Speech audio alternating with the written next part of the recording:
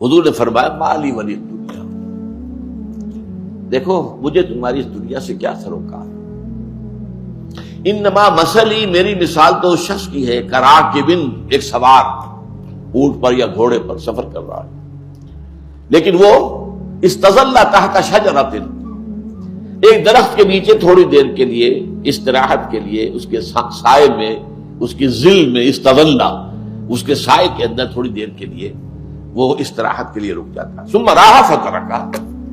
پھر اس کے بعد وہ چھوڑتا ہے اور اپنی منزل لیتا ہے۔ ظاہر بات ہے کہ وہ عارضی قیام تھا، یہ اس کا وطن نہیں ہے، یہ اس کا گھر نہیں ہے، یہ اس کی منزل نہیں ہے۔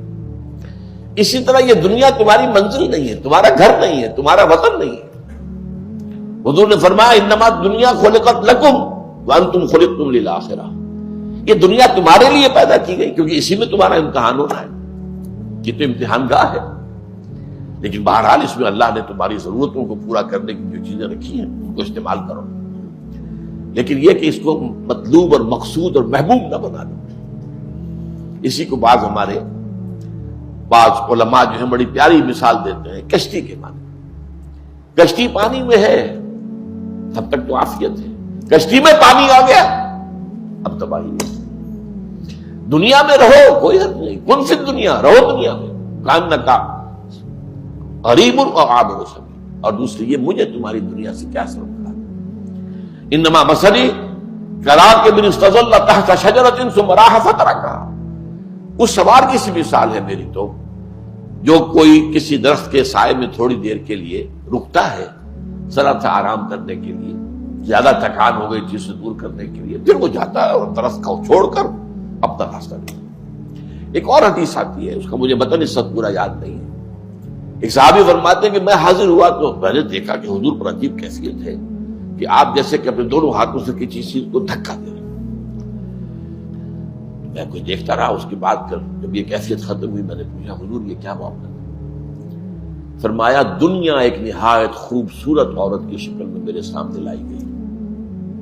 اب میں اسے دھکے دے رہا تھا کہ مجھے تم سے کیا سروکار۔ تو یہ ہے اصل میں زہد فی الدنیا۔ اگر تم چاہتے ہو کہ اللہ کے محبوب بن جاؤ تو دنیا میں زہد اختیار۔ اور اگلا معاملہ اس سے بھی زیادہ پریکٹیکل ہے، بہت پریکٹیکل ہے، بہت پریکٹیکل ہے، اخلاقیات کے اندر یوں سمجھیے کہ یہ بلند ترین تعلیمات میں سے، وَازْهَدْ فِيمَا أَيْدِي النَّاسِ يُحِبُّكُمْ النَّاسُ، جو چیز لوگوں کے ہاتھوں میں ہے اس میں زہد اختیار کرو۔ تم نے دیکھا کسی کو دولت مند ہے تو یہ نہ ہو کہ حسرت پیدا ہو جائے کہ دولت میرے پاس کیوں نہیں، یا رشک ہی کے اندر یہ بات آ جائے کہ ایسی دولت مجھے بھی ملنی چاہیے، پھر یہ زہد کے خلاف ہو جائے۔ اگرچہ رشک کرنا حرام نہیں ہے، حسد حرام ہے، لیکن یہ ہے کہ اگر یہ بات آ گئی تو گویا کہ زہد کے صرف خلاف ہو گیا۔ یہ جو ایک اونچا رتبہ ہے، اگر لوگ سمجھے کہ دولت مند دیکھے کہ یہ آدمی آیا تو ہے میرے پاس، لیکن میری دولت سے تو اسے کوئی سروکار نہیں تھا، یا تو آیا تھا مجھے کوئی کلمہ خیر کہنے کے لیے، یا کوئی اور حقوق العباد میں سے کوئی حق ادا کرنے کے لیے، میں مریض تھا تو میری عیادت کرنے آ گیا تھا، لیکن اس سے میری دولت سے کوئی سروکار نہیں، اس کے اندر میں نے کوئی لالچ محسوس نہیں کیا،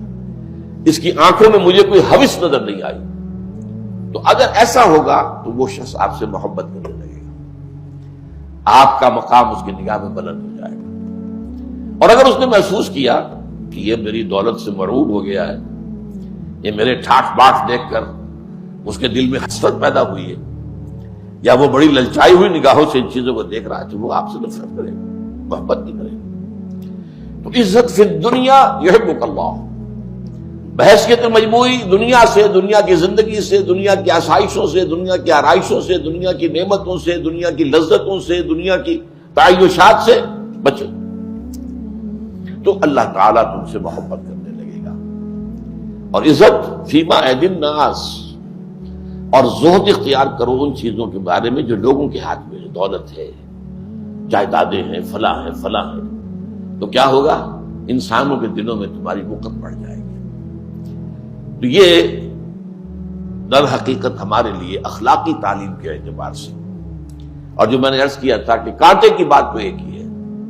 تم طالب دنیا ہو یا طالب عقبہ، کلا بل تؤثرون الحیات الدنیا والآخرۃ خیر وابقیٰ، بل تحبون العاجلۃ وتذرون الآخرۃ۔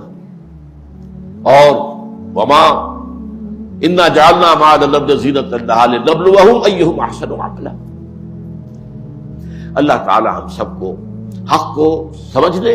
اور پھر حق کا اعتراف اور اعلان کرنے کی توفیق عطا فرمائے. اور اس کے بعد یہ ہے کہ اللہ تعالی ہمیں توفیق دے کہ اگر کوئی تکلیف آتی ہے، کوئی مصیبت آتی ہے، کوئی آزمائش آتی ہے، تو اللہ تعالی ہمیں اس میں ثابت قدم رکھے.